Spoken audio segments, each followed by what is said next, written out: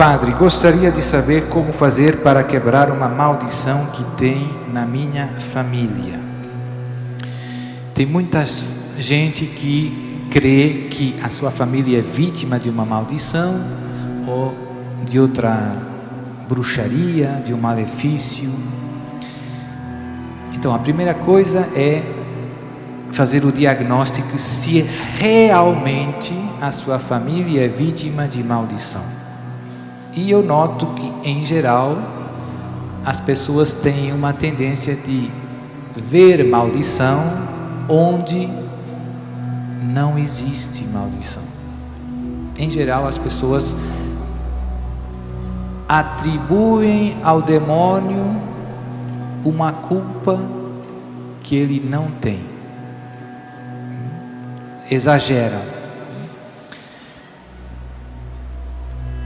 Exemplos.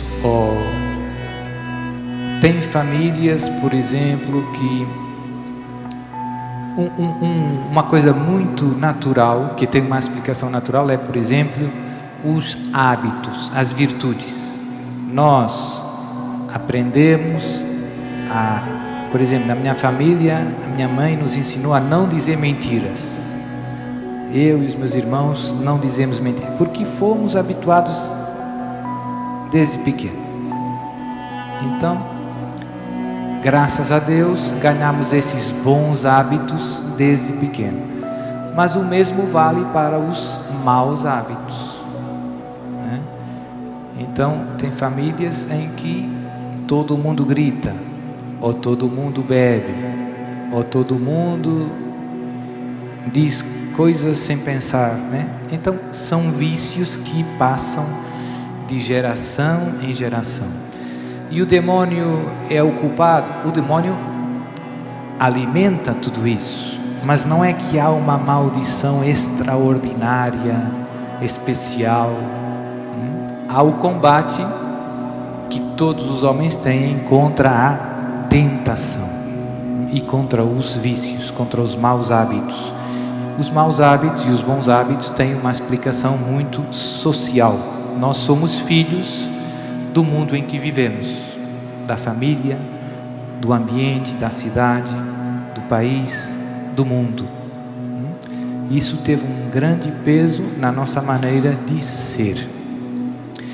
Então, e uma maldição diabólica, como se manifesta? Os distúrbios diabólicos se manifestam com factos estranhos, não normais, coisas muito estranhas. Sobretudo, um dos sinais mais certos, não é o único, para perceber que existe um distúrbio diabólico extraordinário é a aversão às coisas sagradas. Exemplo. Padre, eu não vou nos funerais, não vou no cemitério. Por que, minha filha? Porque quando entro no cemitério me sinto muito mal, dores de cabeça, enjoada, tenho que sair logo, vontade de gritar. E minha filha, e tem mais alguém na sua família que tem esse problema? Ah, sim. Minha mãe também nunca vai no cemitério, porque quando entra no cemitério, ou na igreja, ou vai rezar o terço, se sente muito mal, começa arrotando, tem vontade de vomitar, dor de cabeça. E na geração dos seus avós, tinha alguém que... Sim, tinha. A minha tia-avó, irmã da minha avó, também tinha esse problema. Então você vê que há um padrão de distúrbios extraordinários de origem diabólica naquela família. Qual é a causa de tudo isso? Normalmente são duas possíveis grandes causas, com muitas variantes dentro delas. Uma é quando um antepassado dessa família consagrou a família ao demônio, mais explícita ou mais implicitamente. Infelizmente isto acontece, mas é pouco frequente. Mais frequente é quando uma família é vítima de um malefício, de uma bruxaria.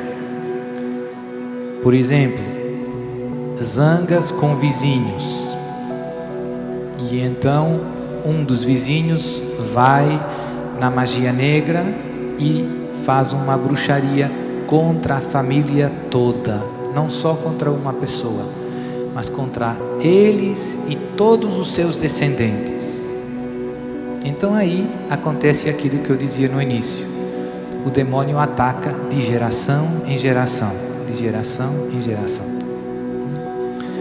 Então, quando surgem esses distúrbios extraordinários, o que eu devo fazer para quebrar esse malefício, essa maldição, essa praga?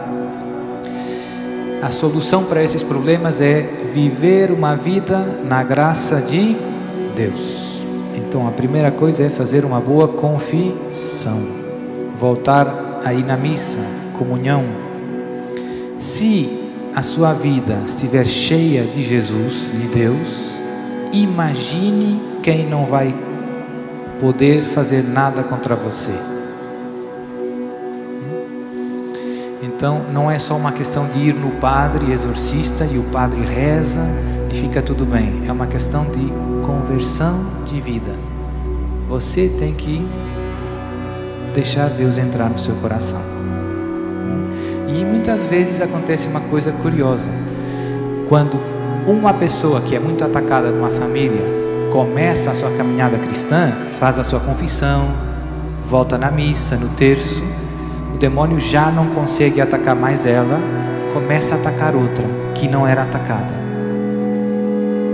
Vai pulando para aqueles que ainda não vivem na graça de Deus. E no final, se todo mundo viver na graça de Deus, acabou, não tem mais brecha. Nos casos graves, além da nossa conversão, dos sacramentos, também ajuda muito os exorcismos. Os exorcismos aceleram a libertação. São meios extraordinários para problemas extraordinários.